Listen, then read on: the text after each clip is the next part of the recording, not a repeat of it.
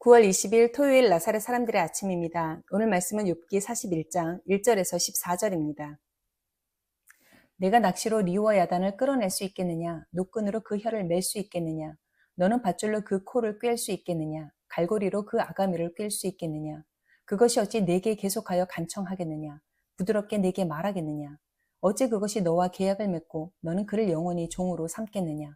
내가 어찌 그것을 새를 가지고 놀듯 하겠으며 내 요정들을 위하여 그것을 메어두겠느냐? 어찌 장사꾼들이 그것을 놓고 거래하겠으며 상인들이 그것을 나누어 가지겠느냐? 내가 능히 많은 창으로 그 가죽을 찌르거나 작사를 그 머리에 꽂을 수 있겠느냐? 내 손을 그것에게 얹어보라. 다시는 싸울 생각을 못하리라.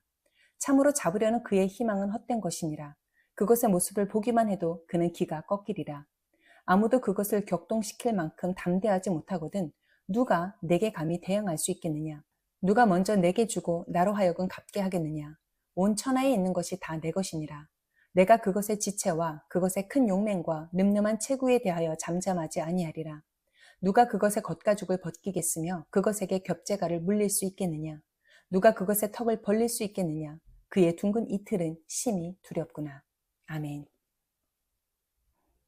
23년 전쯤 일입니다. 어느 목사님 가정이 저희 집에 2주 정도 머물게 된 일이 있었습니다.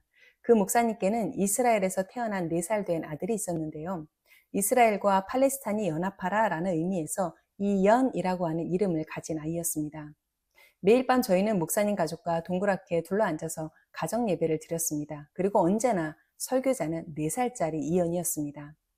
아이는 어른들의 도움을 받지 않고 직접 설교 본문과 메시지를 정했습니다.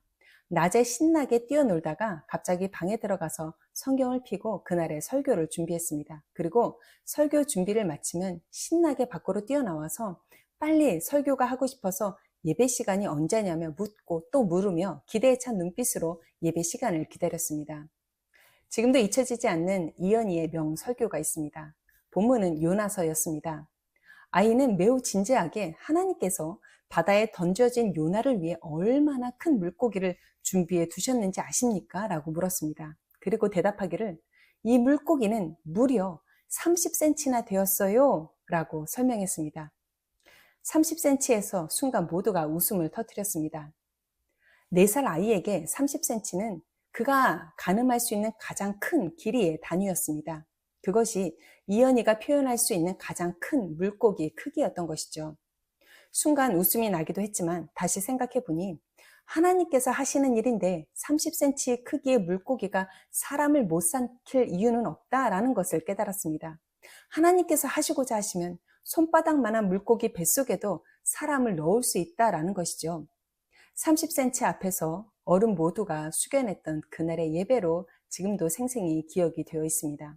이 어린아이의 30cm는 한계가 없으신 창조주 하나님의 능력이었습니다. 그러나 때묻고 계산하는 순수하지 못한 어른들에게 이 30cm는 인간이 뛰어넘을 수 없는 한계를 보여주는 수치였습니다. 오늘 본문 속에서도 하나님은 리워 야단이라는 동물을 통해 인간 욥의 한계를 적나라하게 보여주고 계십니다. 리워 야단은 용과 같은 상상 속 신화적 동물로 보는 견해도 있고 조금 더 설득력이 있는 것은 욥이 직접 볼 수 있고 또 알고 있어서 그 동물이 주는 공포감을 실제로 이해할 수 있는 악어로 보는 견해도 있습니다. 하나님은 당시 사람들이 가장 두려워하고 경계했던 리워 야단을 욥에게 보여주시며 그것은 낚시로 잡을 수가 없어. 그리고 밧줄과 갈고리로 코와 이마도 너희는 꿰을 수가 없어. 길들일 수도 없고 창으로 가죽과 머리를 찌를 수도 없어. 보기만 해도 기가 꺾이고 그래서 욥 너는 절대 이 난폭한 리워 야단을 대적할 수 없어 라고 하는 것을 확인시켜 주셨습니다. 그저 피조물 중에 하나인 리워 야단입니다. 그러나 욥은 그에게 손도 얻지 못할 정도로 리워 야단을 두려워하고 있습니다. 그만큼 나약한 존재인 욥, 그가 어떻게 전지전능하신 하나님을 향해서 자신의 의로움을 주장하고 변론을 요청할 수 있는지 반문하시기 위하여 리워 야단을 통하여서 욥의 한계를 보여주신 것입니다. 다른 말로 만약 네가 저 물속에 있는 악어를 제어할 수 있다면 어디 한번 너의 의로움을 마음껏 주장해 봐 라고 하는 것이죠.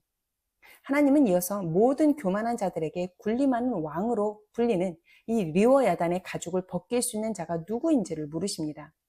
누가 그것의 비늘 사이를 뚫을 수 있으며 이빨만 보아도 소름 끼치는 그것의 턱을 누가 벌릴 수 있는가? 바람조차도 들어가지 못하는 비늘을 가진 존재, 입에서 불꽃이 나오고 쇠로 입힌 듯한 살갗, 그리고 돌처럼 단단한 심장, 칼과 화살도 맥을 쓰지 못하여서 약한 것이 하나도 없는 이 존재, 이 세상에서 대적할 사람이 없는 그것을 제압하고 다스릴 수 있는 존재가 누구인가? 이것을 똑똑히 확인시켜 주십니다. 오직 하나님만이 리와 야단을 30cm로 줄이기도 하시고 3톤의 거구로 늘리기도 하십니다. 물론 편지 봉투 속에 넣으실 수 있는 분, 오직 하나님 한 분밖에 없습니다. 감히 인간은 이러한 하나님을 결코 대적할 수가 없다는 것입니다. 내 수준으로 이해되지 않는 고난과 해석되지 않는 삶의 무게가 있습니다. 모든 고통이 논리적으로 설명되지 않습니다. 그러나 그렇더라도 리워 야단도 다스리시며 그의 머리조차도 들지 못하게 하시는 하나님의 절대 주권을 인정하라는 것입니다.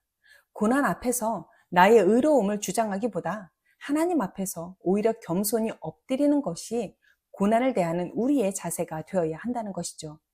하나님이 이해가 돼서 믿고 따르십니까? 그렇지 않습니다. 하나님은 우리의 수준으로 이해할 수 있는 분이 아니시죠. 우리는 하나님께서 하실 일, 그분의 절대 주권을 믿기 때문에 이해하고 따르는 것입니다.